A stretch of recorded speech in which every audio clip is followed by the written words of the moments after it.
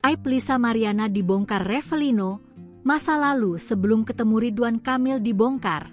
Ngamar, Revelino tuase nostalgia soal dirinya yang pernah menjalin hubungan dengan Lisa Mariana. Kemunculan sosok Revelino tuase itu di tengah perseteruan Lisa Mariana dengan Ridwan Kamil. Revelino sendiri mengaku sosok ayah biologis anak Lisa Mariana. Bukan sekadar FWB alias Friends with Benefit, bahkan Revelino mengaku sempat pacaran dengan Lisa Mariana. Dikutip dari Tribun Jatim, hal ini disampaikan kuasa hukum Revelino, Fikri Wijaya.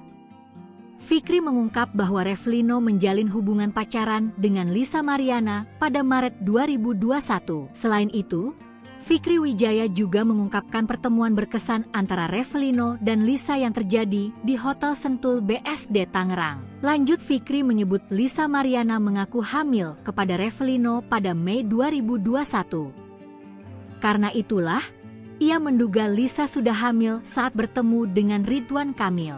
Adapun terkait rumor bahwa Lisa pernah meminta nafkah kepada Revelino untuk membiayai sang anak, sang selebgram membantah keras tuduhan tersebut.